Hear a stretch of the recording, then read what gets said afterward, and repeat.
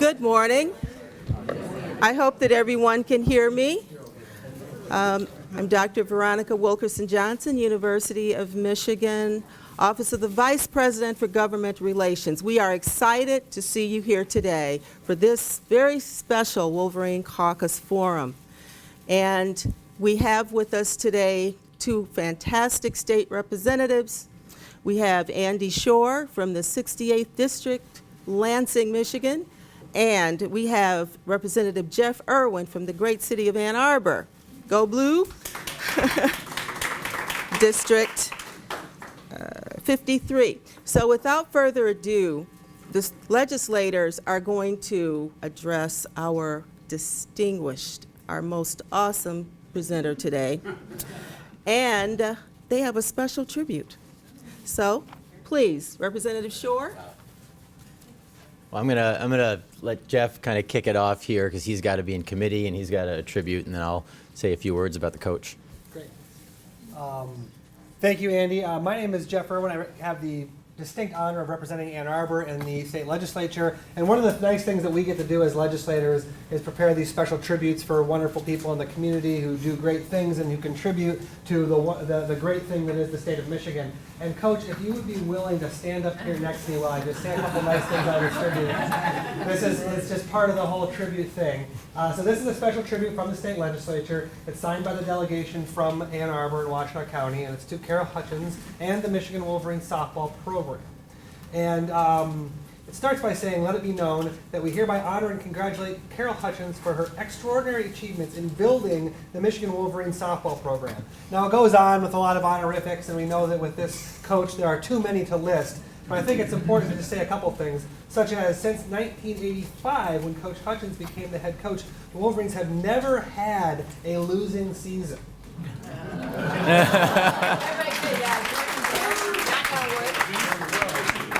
Us legislators, we come prepared. I bring mine with me.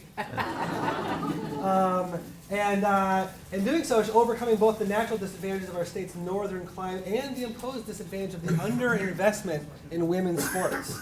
Right? Here is someone who's persevered, who's led, who's been successful, and who's really built this amazing program despite the challenges that she faces there. My understanding is when you first started, you even had the opportunity to increase the size of the field a little bit with the tractor that was part of your early responsibilities, which I think says something about how far the university and the program and maybe even our culture has come. Everything. So, in special tribute, therefore, this document is signed and dedicated with gratitude for the contributions of Carol Hutchins and the Michigan Wolverine softball program to Ann Arbor and the state of Michigan. They are worthy of this recognition for the exemplary hard work and talent they have dedicated to women's softball. We confidently expect that Coach Hutchins will soon be the winningest coach in NCAA softball history. She is an excellent role model for the young athletes she mentors, and we hope that they and many others will seek to emulate her energy and dedication. Thank you. Thank you.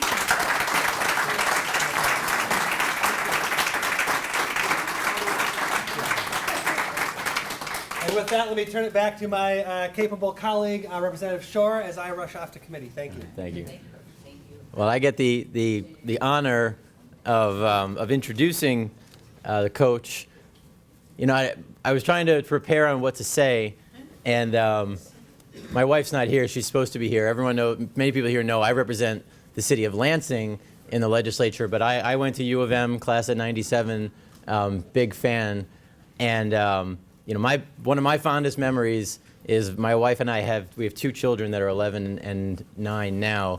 They were babies in 2005, and I remember watching the College World Series, the Softball World Series, and I remember Samantha Finley hitting that home run to win the game. And my wife and I both have very bad sleepers, so we had to do a silent cheer. We both kind of jumped off the couch and went, and we were so excited, and we still talk about that moment as one of our proudest moments, you know, being Michigan fans and seeing Michigan do well. And when they talk about the first team to win the Softball College World Series east of the Mississippi, our coach has done so much for our program, for women's sports at Michigan, and And I can say she's from here. She's from Lansing.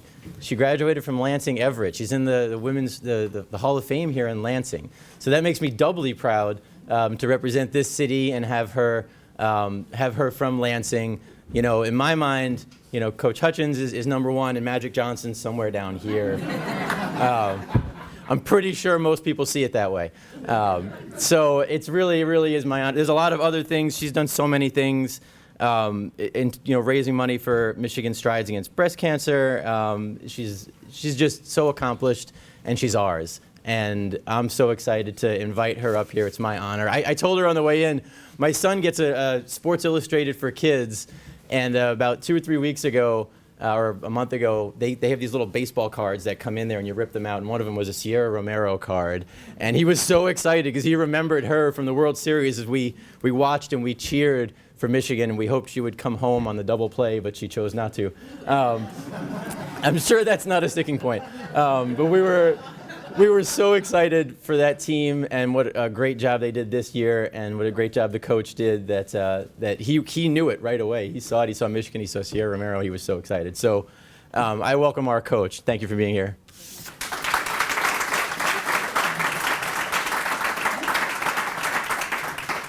Well, people have asked me everywhere I go, why didn't she run? I said, I'll take Sierra Romero on my team any day, just so you know, because she will go down as one of the greatest athletes ever to wear a Block M, period. Which is kind of what my topic is about. I got a chance to run into a real old friend that I got to play sports with a long time ago, and sports against, Sharon Champion. And so it's interesting, you'll be able to relive some of your youth here, Sharon. One question I wanted to ask is, how many of the women in this room got a chance to play organized sports? So we've had a few. And I'm definitely been around a long time. This is, my 32nd year as the head coach, my 35th year in Ann Arbor, and yes, I did go to school a mile and a half away, but I've been pretty blue for a long time. But I want to talk about a little bit of the historical perspective, because I think it's really relevant to women. And of course, I grew up and was at Everett High School in 1972, the year that Title IX passed. And for some, that Title IX is just like a boring topic. To me, it's probably the most significant social change that occurred in the 1900s. Because where would we be today if we hadn't had it? And as most people may or may not know, it was an educational amendment. And the purpose was there weren't enough women involved in college, in getting educations. It wasn't about sport at all. It was the opportunities needed to be created to get more women going to college. Because back in those days, only 1 in 3 college students was female. So, but as I grew up, we didn't have organized sports. And that was fine, because when you grow up in South Lansing, I had a gravel pit to play in. I had a swamp behind the house. We had a basketball court. We had football fields in everybody's yard, and I played whatever sport there was. Me, my best friend Joanne McKim, and all the boys in the neighborhood. And I was usually the first one picked. And but back then they called us tomboys. I was a tomboy, and I paid the price for it because that made me feel different, and I thought I wasn't normal. And people always said, well, girls don't play sports and girls aren't interested in sports. So, but I grew up in the neighborhood, and then when I went on to junior high and then high school, again, there was I didn't play varsity softball in high school. They named Everett High School field after me, but I never played softball there because they didn't have it. I was able to be a part of what we called play days, and so we had it was kind of like club sports where we'd have a basketball team, and basketball was my first love. And I did used to shoot with Magic Johnson. I taught him how to jump shoot. He definitely I might be here and him there, but his wallet's definitely up there. But again, that says it all. But I watched my brothers play varsity sports, and I was a cheerleader. I tell that story, my student athletes don't believe me. But I was a cheerleader. And then about my senior year, the MHSAA added girls basketball to their ledger, and our club basketball team went from playing 4 games a year with pennies, driving ourselves over to Sexton High School and East Lansing High School, to a full-fledged schedule, 22 games, a high school state tournament. For the first time ever, I had a uniform. I went out and bought my own first pair of Adidas Superstars. And Sharon and I got a chance to really play real sports. And I thought I died and went to heaven. And I didn't play softball that year. They added softball that year. But I had already, it's another long story, but I was really involved in, we didn't have all this youth softball. So I played for the Lansing Laurels, a very competitive women's team. And when I was 16 years old, I was playing with the women. And it was, they call it semi-professional, basically because Bud Couts and Arts Bar and people like that sponsored us and sent us around the country to play. But, and then I went out to Michigan State. And my mom wanted me to go. I remember coming down to the local, there's a church right around here, and trying out for Barb Fro's LCC basketball team, because they were going to give me a scholarship. And my mom wanted me to go there. I come from a family of 6 kids. And I said, well, I really want to go to Michigan State. Well, how are you going to do that? Oh, it'll work out. I didn't worry about things back then. I'll get a scholarship. Well, they didn't have scholarships. But I went out there, and in 1976 was my freshman year. We won the AIW World Series. We didn't have NCAA sports for women. The AIW governed us. And basically, Michigan State decided when we qualified whether they were going to spend the money to send us out, because we had to basically pay our own way, so to speak. And of course, I'd played basketball. No scholarship, and there was probably about 50 women in the Michigan State Athletics Department. We played it was common, everybody played 2 or 3 sports. We played everything. We weren't year-round. And they often would give us $5 per diem per day so we could eat at McDonald's 3 times a day. Our coach would, after the game, put us in a station wagon and drive us to, our destination or drive us home.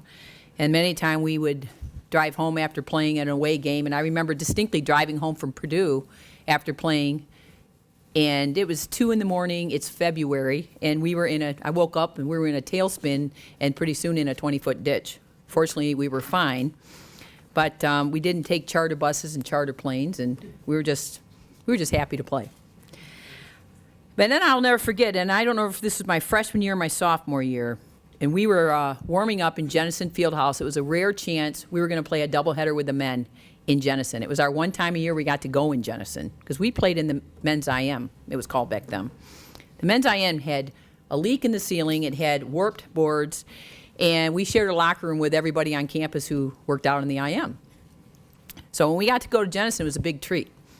So the day before this game, in walks the opponents.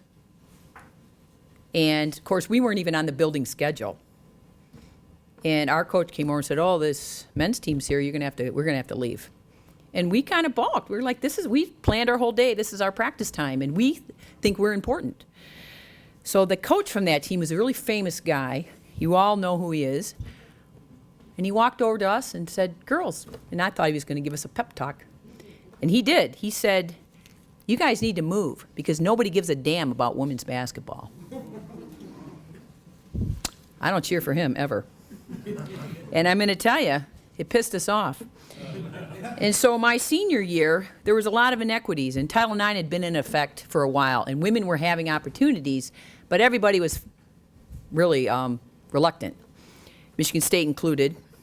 Come to find out, though, nobody was more reluctant than Michigan when I got there. But we filed a lawsuit my senior year as a basketball program. It just happened I was the captain of the team, so this lawsuit happens to be named Hutchins versus MSU Board of Trustees. So I hold that over my head every time I need something at Michigan. But, we won hands down. It was clearly the inequities, and the ball got rolling in a little bit better fashion. But then I went over to, long story short, went to Michigan in 1982. I finished my master's degree at Indiana. I was a GA there, and I went to Michigan to be the assistant softball coach. And my mom said, for $3,000. That was what I was offered. My mother, of course, said, "When are you going to get a real job?" And I said, "Oh, it'll work out. Don't worry." Meanwhile, can I borrow some money? So I worked at several jobs. I often couldn't even make it to practice Bob DeCarlis was the head coach, who many of you recognize as he was the athletic director at Oregon State until months ago. He's now back in the Michigan Athletic Department. But he was a full-time administrator, worked in the business office, and we had no full-time coaches for women at Michigan. We had full-time coaches for men. And so my kids, we weren't fully funded. We had terrible practice times. Our kids sold football programs and basketball programs so we could earn money to travel on a spring break trip. We basically had bake sales so we could go play. Meanwhile, baseball had full practice uniforms. They had people who worked on their field and drove their tractors, as opposed to me, who I kept driving the tractor into the dugout. I ruined the fence a few times. The support was clearly like this. And our baseball program was a great example of being very nationally competitive, because in the early 80s is when Bud Middaugh was making it to the College World Series year after year. And softball was just fighting hard to get to have a game. And I would personally drag the field, line the field. And then in 85, I became the head coach. And I had a personal meeting with Don Canham. And I dressed as well as the best outfit I had. I'll never forget, because when I walked in there, he didn't really look at me, but he said, "Oh, you ready?" Well, no, but I didn't know that. I said yes. And he asked me one question. He said, "Can you type?" And I'm not kidding. And I lied and said yes. And when I got my appointment sheet, I became the head coach. And it was at that time they hired in a full-time tennis coach, full-time field hockey, full-time softball. Women's basketball may or may not have been full-time at the time. All of us women were, we got our appointment sheets, which I'd never seen one, and it said 50% athletics, 50% clerk typist.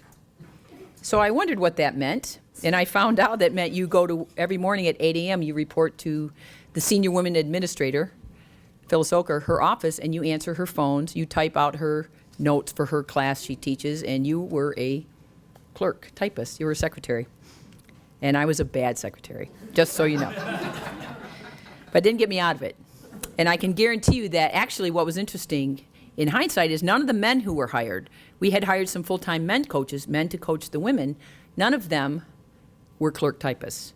They were 100%. We were 50%, and we were 10-month. So we did not get paid in the summer months. I know, this is amazing, isn't it? I teach this course on campus and talk about this. And, of course, the good news is today people don't even believe it.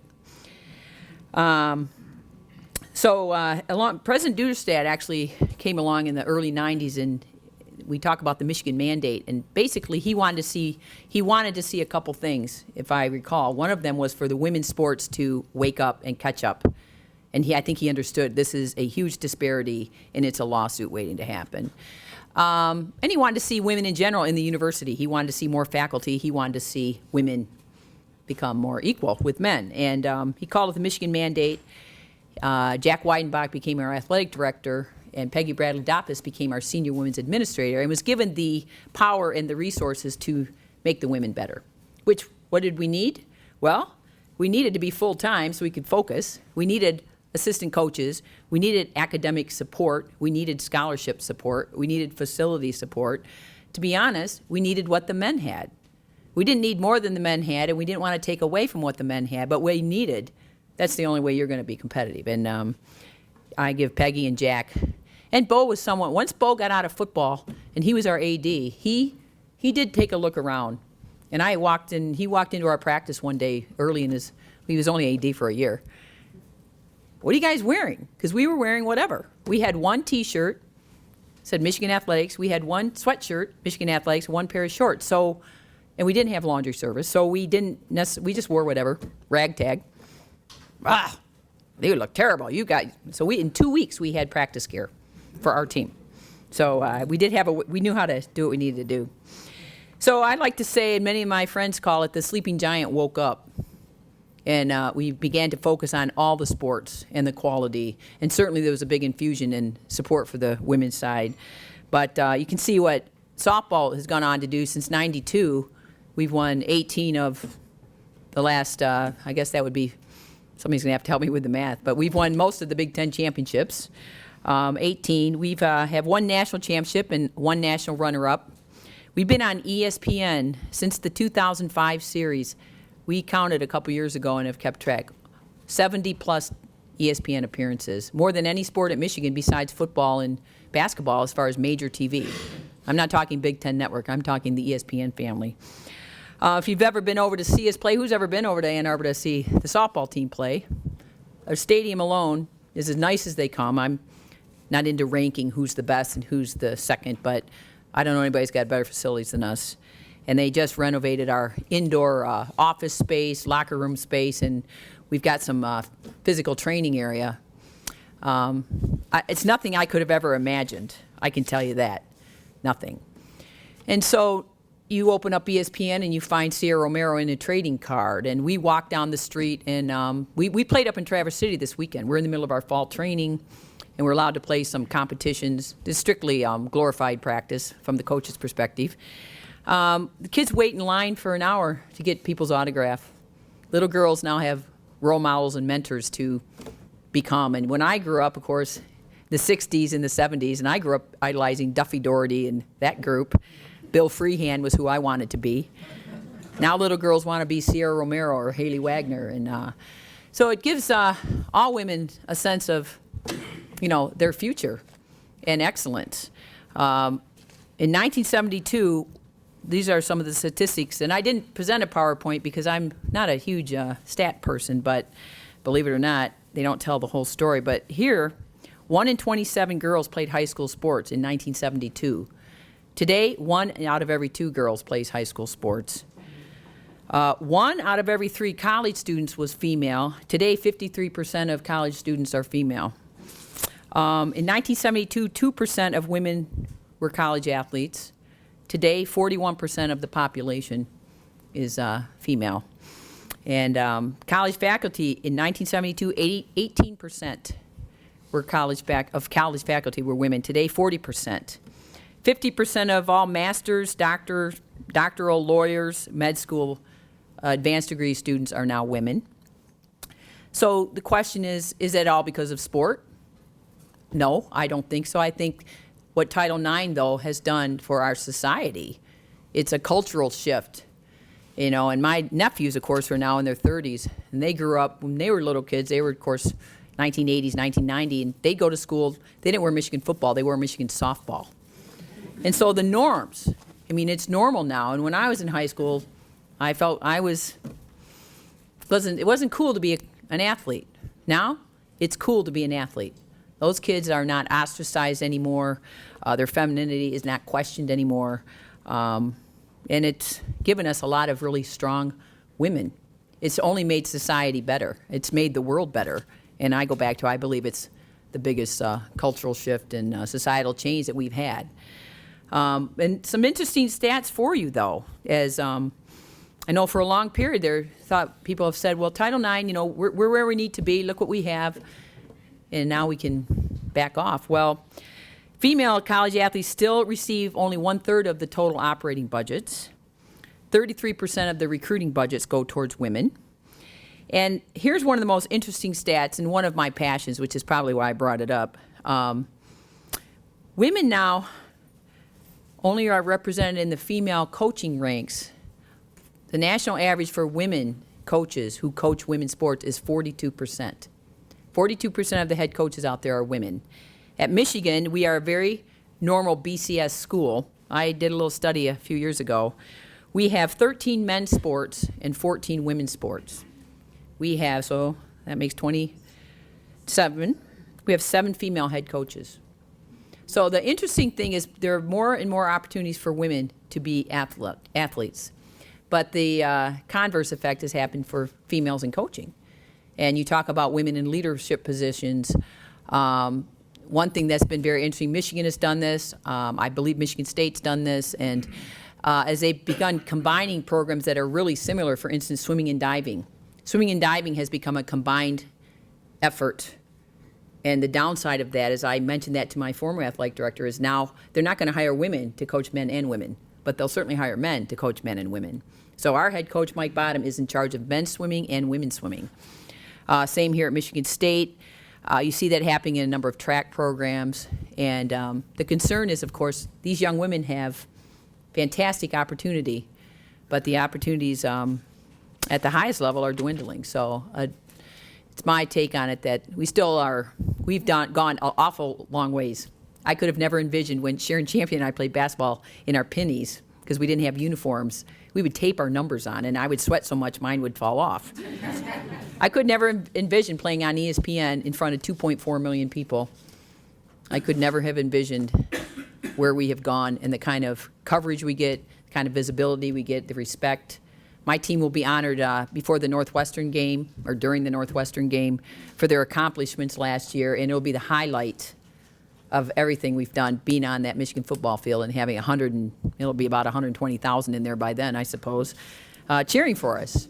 And in 2005, when we won the College World Series, again, we had the highest TV ratings ever, and they've done nothing but improve. We were honored everywhere we went. We celebrated too much, to be honest. We didn't have nearly the year in '06. But we went to the White House. We had a trip to Washington, D.C., and got to meet the president. But the highlight of that year was walking on the Michigan football field and being honored in front of all those folks. So at this point, I know that you may have questions about anything. If you want to ask about my team, I'm happy to answer all questions. Yes? I have a question. How many total scholarships are available at the University of Michigan? Equivalent complete scholarships for men and women? And how many are on your roster, and how many scholarships do you get to use? So how many total athletic scholarships does the university offer? Versus, is there an equivalency? Well, some of us are head count sports, meaning if football is a head count sport. And all that means is they're allowed 85 scholarships. So when they offer a scholarship to somebody, it's a full scholarship. All right? And so there are equivalent, the head count sports, and I'm not totally accurate, but football's head count, both basketballs, men and women are head count. I don't believe ice hockey is. I thought they were. And then I believe women's gymnastics, women's tennis, women's volleyball, and of course women's basketball are the head count sports. So the rest of us, baseball, softball, wrestling, track, we're allowed 12 full scholarships, and these are NCAA arbitrary maximums. They made them up one day, and for no reason that I can gather. Because this year we're carrying 24 kids, our largest roster ever. We are allowed to, out of those 12 scholarships, we can give any amounts to any number of kids. It has to equal 12. Baseball is either 11.9 or 11.7, 11 point something. Okay, interesting. And what you find with some of the Title IX in Terps was obviously with men taking up 85 scholarships, which used to be 110 or 115, and all the scholarships that men were getting, they had to find a way to make it equal. So they started giving the women, some of the women's sports have more, like women's tennis, I believe, has 8 full scholarships, but men's tennis is less. I don't know the number. We have more than baseball. We carry, about a third less than baseball. So I don't know the total numbers offhand. I did know them. They're not equal. The men still have more. You could call it significant. I think if I recall, I don't want to be misquoted, but they have between 40 and 60 more total. How do they define equality then, if that's not equal? How do they define equality? Well, is there any lawyers in the room? Because that's been the issue, is trying to interpret what's equal and what's fair and what's the law. And that's where we ran into some of the issues back in the early days when there was an infusion of dollars into the women's side.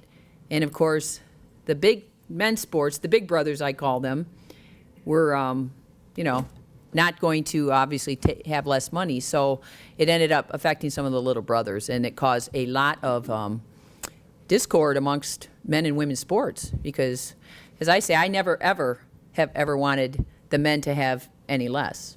I just want myself, my daughters, to have the same opportunities as my sons. That's really what this is about. So the courts are still involved. There's a lot of interps.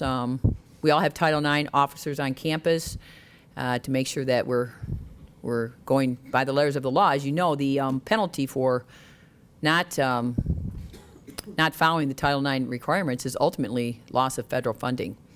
And what's very interesting statistic is not one school ever has lost their federal funding, which I am certain that more than one school has been out of compliance. I would bet my salary on that. Good question. Yes? Yeah, I have to ask you about the softball team. Good. So you came so very close to winning the World Series. In your mind, what was the difference, and how does the team look for this year? Well, what was the difference in winning it versus coming in second? Honestly, I have to give credit to them. We played Florida last year, I think 5 times, and we lost 4 times. They were just that much better than us, and the biggest credit goes to Lauren Hager, their pitcher, who, once a pitcher beats you down, and she got in her head a little bit, and we lost a little bit of the swagger we'd had for such a long period of time. And I just think you have to give credit where it's due. They were just a little bit better than us, and probably a little better coached. This year, this is probably the biggest obstacle I see. We lose Lauren Sweet, our 4-year starting catcher, and Haley Wagner, a 4-year starting pitcher, and those are huge losses. And you can talk about all the kids we have back, but all those kids, as I say, have to recover from their great season and what I call the Women's College World Series hangover. Because last year's over. And everybody's telling them how good we should be, which is a coach's nightmare. I'm all about how hard are we going to work every day to be a little bit better. And we have a lot of kids, and we have a lot of good kids. We have Sarah Driesinga back, a 5th-year senior who was out last year, which is a great blessing in disguise, although she's not full form yet. We're hopeful she can get back to form because our freshman pitcher is not ready to pitch at this level. We brought in a freshman, but she's not going to be ready this year. So I think we can be a good team, but can we be that team? We're not going to be that team. That was Team 38, and we're focused on trying to become Team 39. We played a 4-game series up in Traverse against some MAC teams in Oakland University, and out of that 4 games, we won 42-0. So we're a good football team. But that's not who that's not who's gonna challenge us ultimately. So getting back to that level is my job, and it's tough when you have a great year. Kids get caught up in all the should be's, could be's. Those drive the coach crazy. So we got to get them back to being hungry, and so getting our butt kicked around might not be a bad thing at some point. We need to be hungry. Yes, sir. My question isn't nearly as serious as the past ones, but it seems like almost universal among ladies softball. Do you encourage the yelling and screaming that goes on? The cheering? Is that what you mean, or the yelling and screaming by me at the umpire? It seems like the girls, very enthusiastic, not girls, they're ladies. Young women. But there's so much noise. Yeah. I have to. Any other sport quite that much. Yeah, it's been kind of a culture. I'm not a big fan of the cheering. I saw them in the dugout this weekend teaching each other the cheer, and I said, hey, how about knowing the count? But it's kind of what they do. It keeps them in the game. It keeps them enthused. And I like it to be I like them to be focused. I like them to play every pitch of the game. But yet they're young women who, this is how they blow off their steam and stay excited. And, we all had that. People are familiar with the whole pizza thing we had going on, which was really evolved into something viral. Because kids have, teams have their things. I mean, football has their things, I'm sure, and ours just became really visible. But it became something that kept them loose. And I think a loose team, a happy team, kids who are smiling versus kids who are frowning, they're going to play better. So and honestly, I become oblivious to some of it, except when I'm next to the other team and they're doing it. But as long as they're in the game and ready to go. Yes? Yeah, what are you seeing from the young women coming up from the high school in terms of Title IX compliance? Is it at the same level? Or? What am I seeing from the high school Title IX? I get a lot of people who come to me and talk about the non-compliance that is still going on at the high school levels. I'm glad you brought that up. They did this for the boys' baseball diamond, and I had to go out and build my own bullpen. And there's a lot of non-compliance at that level, and the problem really becomes to right the wrong. to go and approach the people in charge, because they don't want to hear about it, and they don't want to. We often get referred to as, bitching women and so forth. And I was talking earlier about, you all watched the, who did we play before Brigham Young? I forget. That was like a month ago. Yeah, so Harbaugh had a tantrum on the sideline. Everybody see that? And he was called fiery and fearless, and I would be called a lot of different names. And I've had a few of those. And it's what's good, great leadership from men is not considered that by women.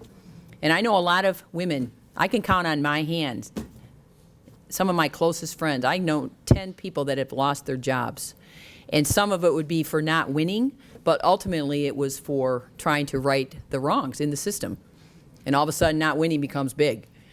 And I can think about personally coming out to Michigan State a couple years ago, right after they had redone Cobb's Field, Sekia Stadium. They had done the men's first. And they said they had fixed up the women's field. Well, they had built the new men's field, and they had literally, I felt, with a pitchfork, picked up the old field, the old softball field, and flipped it. They had the same bleachers, the same stands, the same dugouts. It was facing a different direction. I said, wow. I was so mad I couldn't see straight, and I wrote a nice letter to Luanna Simon. And the athletic director wanted to know why I didn't write to him. I said, well, you already know about it. You built it. Anyway, they fixed it. It's true. So it's a lot better now. Yeah. Sort of pick up on that on the recruiting. Are you seeing any impact from the movement of a lot of schools to pay-to-play models, where athletics, in a lot of particularly public schools, is something that only students whose families can afford to pay each season? And that cost, by the way, is pretty variable from school to school. I don't know if you see anything from that. The questions regarding whether I'm seeing the pay-to-play, what impacts that having. We spend such the bulk of our recruitment on the summer travel leagues or in fall travel leagues, travel ball, competitive ball, where the high school kids, everybody goes to high school. You have to go to college. But we don't focus on the high schools. We get our prospects out of that higher pool level, and those kids are all paying to play. They're paying a ginormous amount of money to be involved in their travel programs, as they pay per season. They pay thousands of dollars, and then they travel the country. Kids from Michigan, I go watch in California in October. It's crazy. So I'm not as in tune to that, I have to say, but those are all issues. The biggest concern I have when it comes to the high school kid is the recruiting is starting earlier and earlier. I watch ninth graders play all the time and talk to them on the phone all the time. And it's really concerning that we're moving that direction, and it's really a circle, because it's not just college coaches, it's parents. And I say let the kids grow up, but most importantly, let them play. These kids start specializing in 8th and 9th grade. I'm only going to play softball, and I loved my multi-sport career. I would have played every sport there is if I could have. And I think when you get to 12th grade and after, then you can really focus in, and it is a grind. Our kids, they go home after their 10 months on campus, and they lift during the summer, they work out, but they need a break. It's really intense. I don't think kids should be focusing as 8th and 9th graders. We're seeing more and more overuse problems. Kids come in with bad backs. They're only 17 years old. They have shoulder issues, and they're somewhat mentally burnt out. They're not as enthused. They spent too much, put all their eggs in their basket too early, and they're not as well-rounded. So I'm a big advocate of play. Play your high school sports. I think you were next. Yeah. So have you seen a change over your years in the conditioning emphasis in your program, and then also in nutrition? Oh, have I seen a difference in our strength and conditioning and nutrition? And at Michigan, it's been just a tremendous addition, as we have full-time nutritionists. We do body composition testing. We can test these kids throughout their career and see how much muscle they gain, how much body fat they may decrease. We measure we're supposed to do testing today, their 20-yard, their 40-yard dash, their vertical jumps.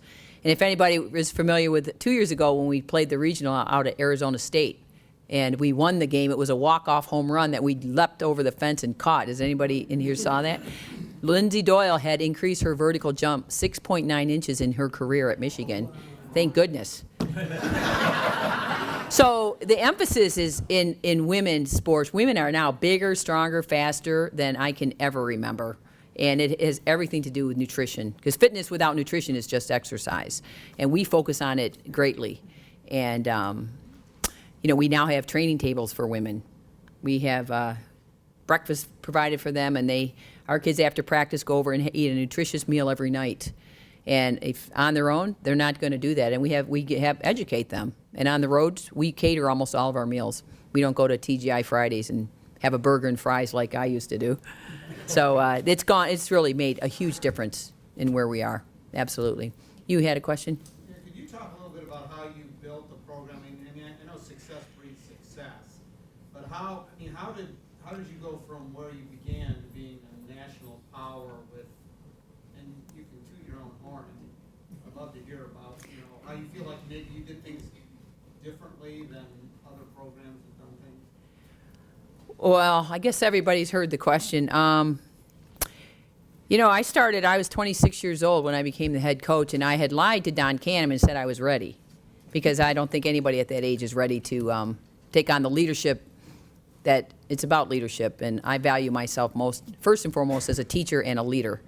And I think I had to learn as a coach. I have evolved as a coach. I'm a much different coach today than I would have been in 1985. I can guarantee you my former athletes who come back, who are almost my age, would agree.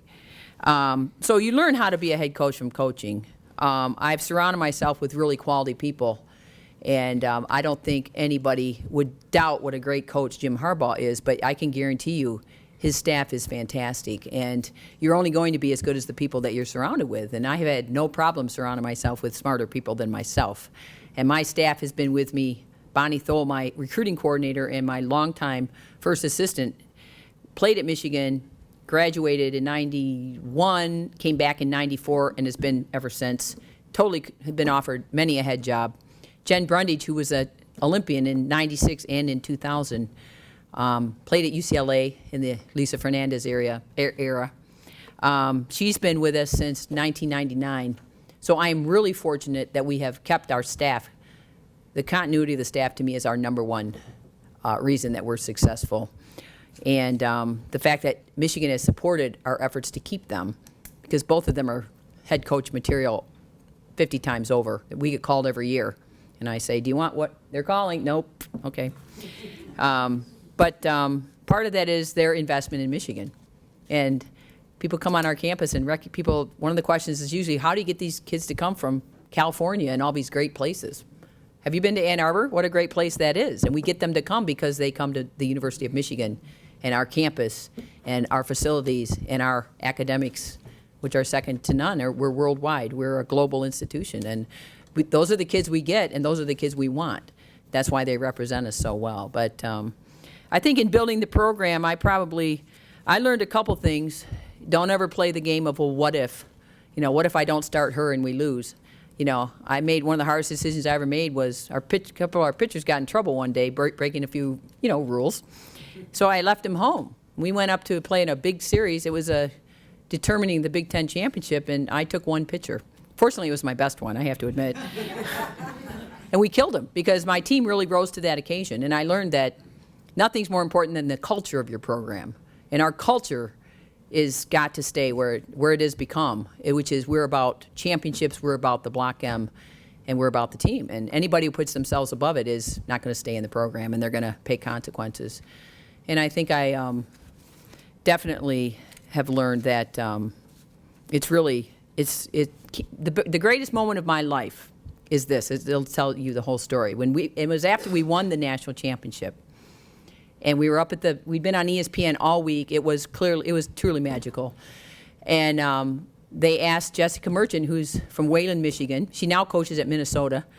And they asked her, is this the greatest moment of your life? And she's down at the end of the podium, and she says, no. And I thought, well, geez, you're kidding. What is she going to say? And she said, putting on my Michigan jersey every day is the greatest moment of my life. And that's our program, and that's the biggest reason for our success. Yes, Ron? Softball question. how many kids have graduated? Have you graduated? How many of your Well, they all better graduate. They all graduate. If you come to Michigan, why would you come to Michigan and not get your degree? And yeah, we have a 100% graduation rate. Last year we had of our 20 kids. Thank you. That is why you go to college. Out of our 20 kids last year, 60% were above a 3-point after the second semester, which is a semester in which we start playing in February. I know it's dumb. So we were on the road.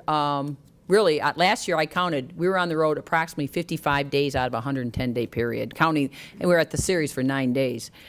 So people don't realize how hard the student athletes really have to work and what they do. And most of the kids, not just at Michigan, but most college students understand that they're here to get a degree. They work really hard at it, and they have this great opportunity to represent the university. And in our case, we're the Block M. It's the greatest privilege of their life. And we treat it as such.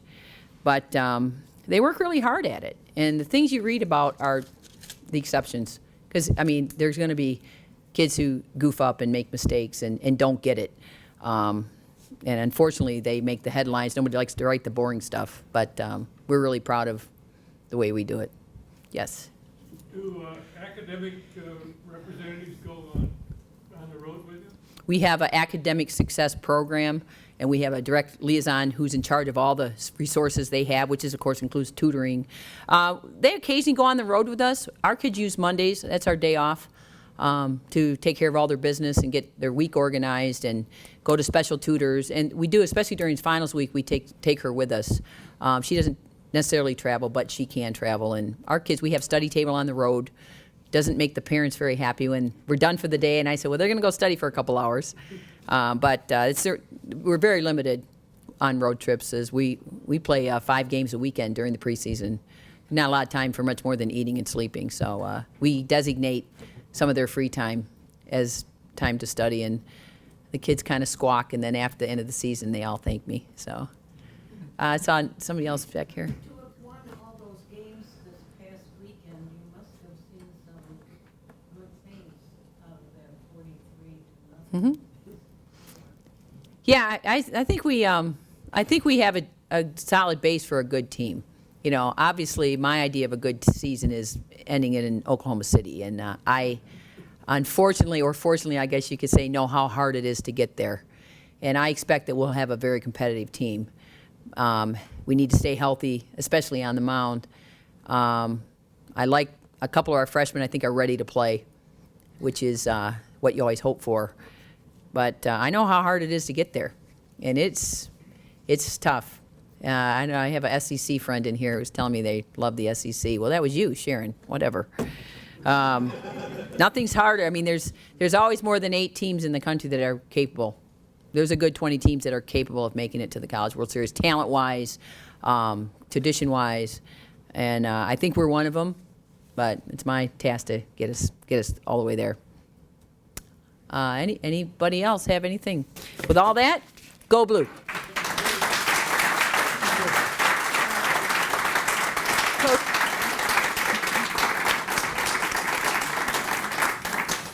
Coach Hutchins, on behalf of the Wolverine Caucus, the Office of the Vice President for Government Relations, and the UM Alumni Association, we have this 14-karat gold Wolverine Caucus pin that we'd be very honored if you'd wear.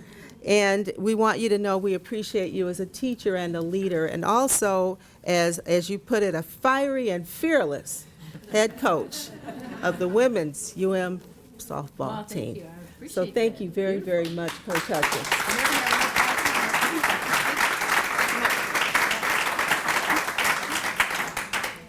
We're honored to have been joined today by University of Michigan Regent Andrew Richner. Welcome, Regent Richner. And also, we were thrilled to see 3 representatives today that we fully honor at every one of our events. Rep. Jeff Irwin from Ann Arbor, thank you for the tribute. Representative Andy Schor, great city of Lansing, and also State Representative Marcia Hovey-Wright. So thank you all for joining us today. I would like to invite all of you again for our final forum of 2015. That will take place on October 21st. At that time, we'll be talking about preserving our Great Lakes and how do we adapt as our Great Lakes change. So we hope that you'll come back again at 11:30 on October 21st. In the meantime, go blue and have a wonderful autumn.